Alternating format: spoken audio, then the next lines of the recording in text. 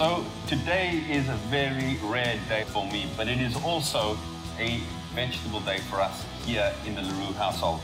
And every 2 weeks, I really like to cook just vegetarian food and take the meat out of our diet. I think for the kids, it's very, very important for them to learn different kinds of vegetables, different flavors and different textures.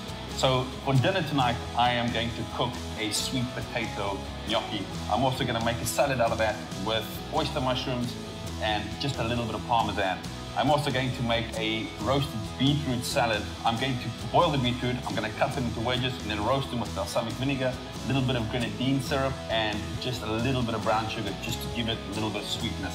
And then I'm going to make the classic northern Italian melanzane, which is made from eggplant and a really nice rich tomato sauce and then mozzarella cheese on top and then bake it in the oven. So I'm just going to have breakfast and then we'll get started on that.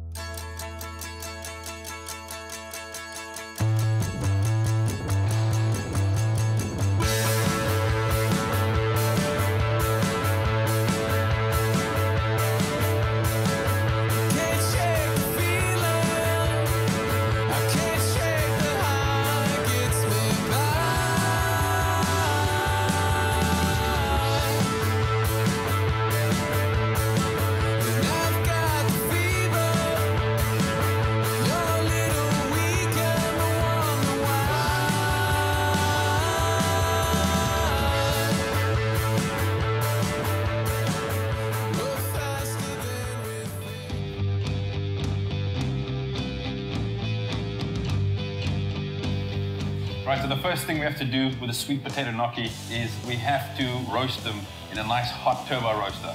What we're going to do now is we're just going to take a knife and we're just going to poke a few holes all the way around. And this is going to stop the skin from splitting open and drying the inside of the sweet potato out. So that's all pierced nicely and now straight into the turbo roaster.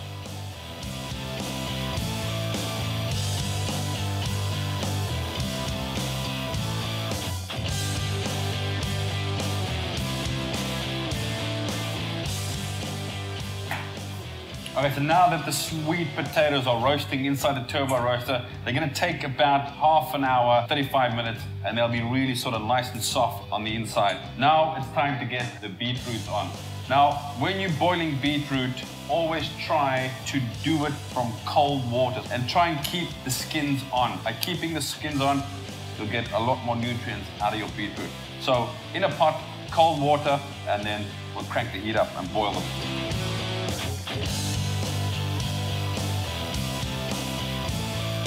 Okay, so now that the beetroots are on the boil, that's going to take at least 45 minutes. It's going to take a very long time because the beetroots are very, very dense. While the sweet potatoes are roasting, while our beetroot is boiling, we have enough time to make the really sort of intense tomato sauce that goes with the melanzane. First thing we have to do is we have to get the onions and the garlic chopped.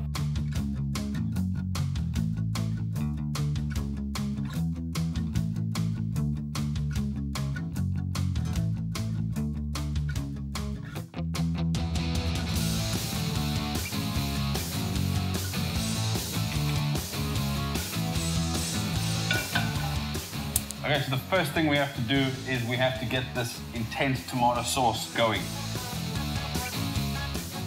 We just want to soften this on a medium to high heat. We don't want any color on the vegetables. We just want to soften them. And while they're softening, we are going to get the spices in early. Oregano, probably looking at 2 teaspoons. And dried thyme, a couple of bay leaves can go in. And then rosemary, and then dried basil leaves. Okay, so now that all of the onions have just sort of wilted a little bit, now we're gonna add some sherry vinegar. We're just gonna add maybe 1 or 2 tablespoons in. And now we just wanna cook out the vinegar flavor. And then it's time to add the good quality chopped tomatoes.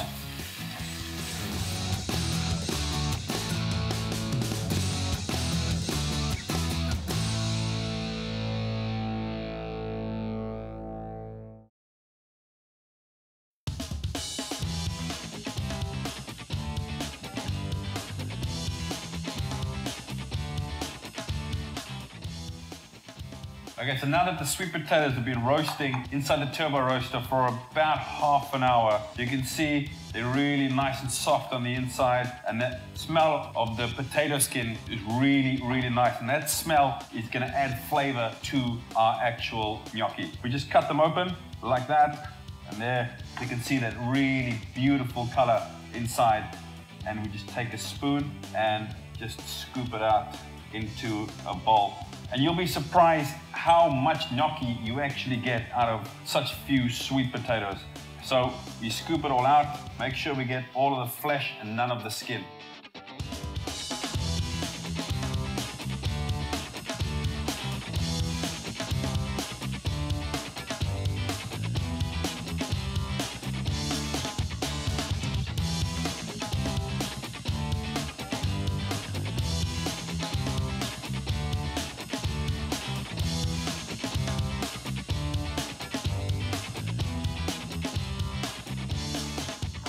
Okay, so now that all the meat has been taken out of the outside skin or the shell, now it's time to sort of add flavor and work our gnocchi. So while our sweet potato is still warm, now's the time to add the spices. I'm just gonna add a little bit of cinnamon.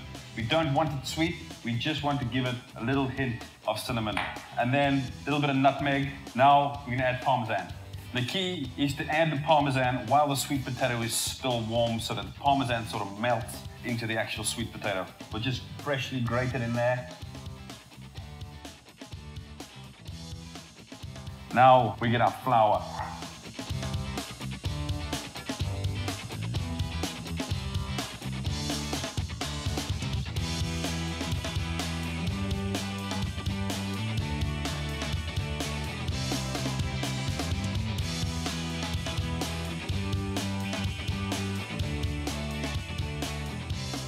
Okay, so now that the sweet potato has formed almost like a dough shape, and you can see now it's a little bit elastic. It's not as crumbly as what it was when we started, and that's because we've added gluten into our gnocchi base.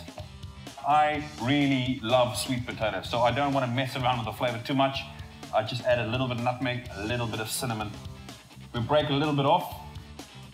We don't want to add a lot of flour into it now, so just lightly dust it like that, and start rolling it in your hands into like a sausage shape. Try and get it even so that all your gnocchi is pretty much exactly the same size. We're looking at something like that. I'm just gonna get a bread cutter and I'm just going to make it into sort of rough pillow shapes. Once that's done, we just carry on with the next one.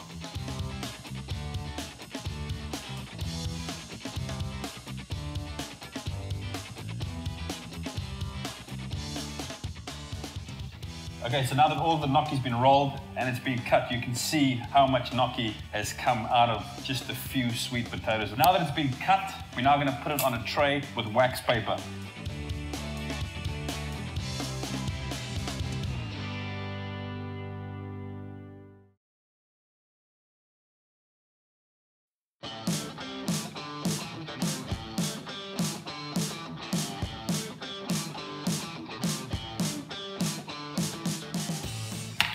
Okay, so now to cook the gnocchi. It's been sitting in the fridge for like 20 minutes. It's really firmed up. It's nice and chilled. Now to cook it, we just get a pot of boiling water and we add quite a lot of salt to it, right?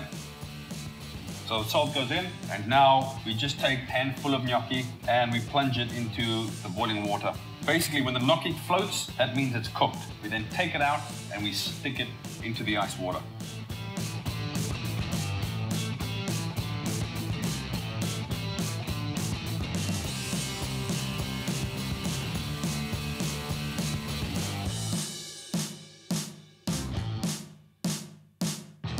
Okay, so now that the gnocchi's been boiled, they're pretty much ready. All we have to do now is just saute them in a really hot pan, a little bit of butter, just to caramelize them on the outside, and then they'll be like a mashed potato on the inside. And for this salad, we're gonna saute oyster mushrooms and then dress it with a little bit of arugula salad leaves.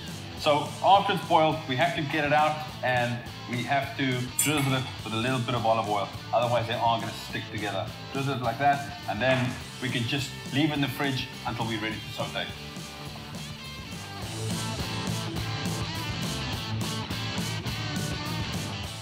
Okay, so now that the beetroot has been boiling for about 45 minutes, it's really nice and soft. Now we need to top and tail them and peel it. When you're peeling beetroot, always try and use gloves to stop your fingers from being stained red. And if the beetroot is cooked properly, everything should just come off. You see that really nice, intense red color. If we peeled them and then boiled them, all of that red color would sort of be leaked out into the water.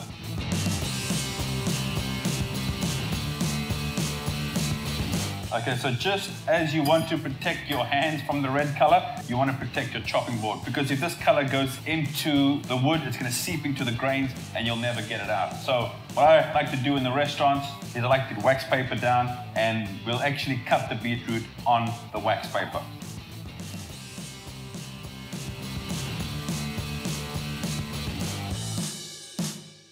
Okay, so now that all the beetroots have been peeled, I'm just going to cut it in half. Cut that in half, and then I'm just going to sort of cut them into really nice wedges like that.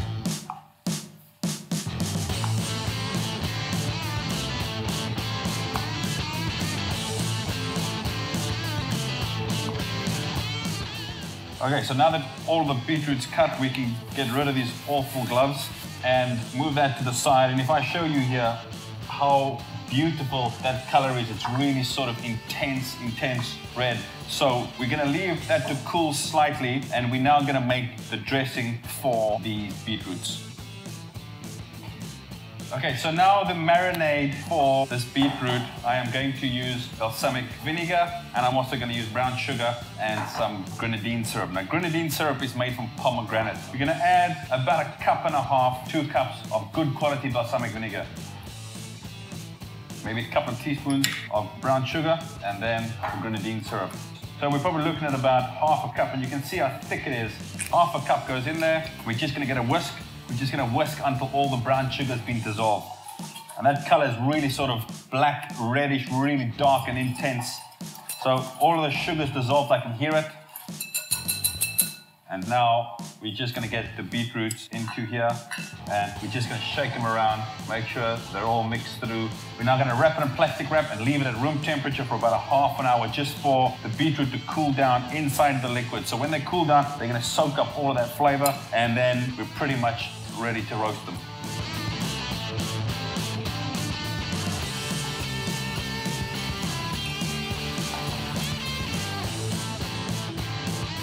Right, so the next thing we have to do for the melanzane is the eggplants. And then we just have to cut them into thick slices like that.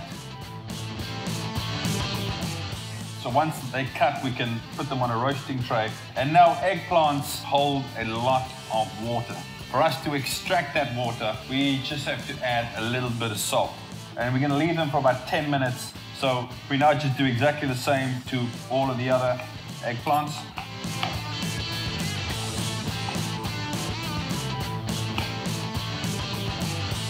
Okay, so they've all been sort of lightly coated now in salt. We'll leave them on the side just to get all the moisture out of them, and then we'll fry them in a really hot pan with really good olive oil.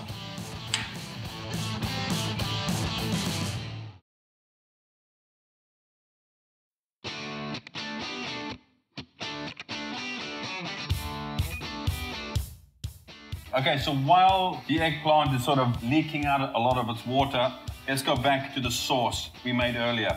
And we've cooked this on a low heat for about 45 minutes. And you can see now it's really sort of thick. It's nice and chunky. We can move that to the side. Now another element we are gonna add is pine nuts. We're just gonna get a pan, no oil, no butter, get some pine nuts in there, and then just keep them moving. We're just gonna toast them slightly, add them into the sauce, and then it's gonna add texture as well as flavor to this already intense sauce.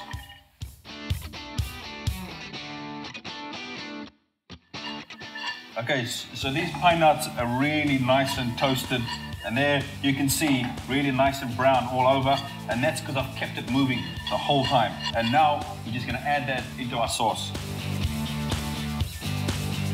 Okay, so now that the toasted pine nuts have gone in, it's now time to taste it, and then the sauce is pretty much done. Perfect. Just a little bit more salt, and I can really taste the toasted pine nuts in there. That sauce is now done. We'll leave it to the side. And now it's time to fry the eggplants.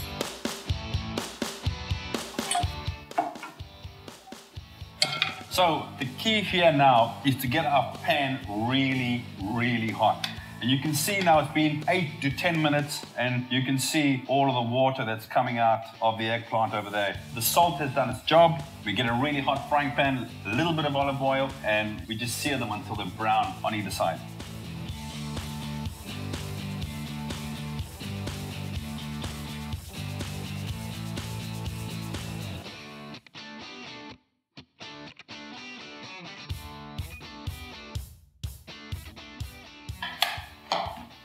Okay, so now that all of the components for our melanzane is ready, the tomato sauce is nice and intense and thick. We've salted the eggplant and we've roasted them really sort of nice brown color. Now it's time to assemble it.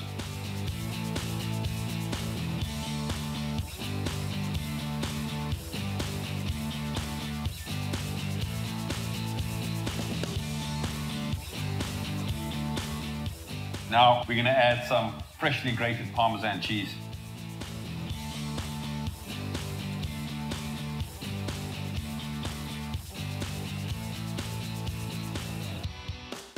Really try and push it down.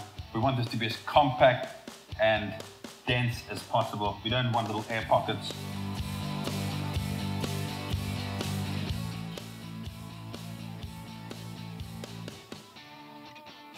Okay, so now we're just gonna top this melanzane with sort of ripped, nice, fresh mozzarella cheese. And we're just gonna dab it. We don't wanna put too much on it. We just wanna get little pockets of it. It's gonna melt all over. Okay, that can now go into a very hot oven, about 220 degrees. It's probably going to take about a half an hour, 40 minutes, until the top is nice and golden brown and it's bubbling, and then it's ready.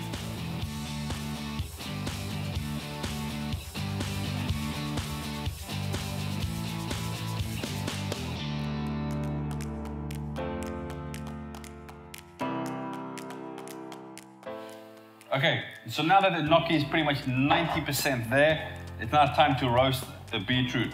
We now have to strain them from the marinade and get a roasting tray. Good glug of olive oil can go in. So that now go in there. And then a really hot oven, about 220, probably take about 15 to 20 minutes.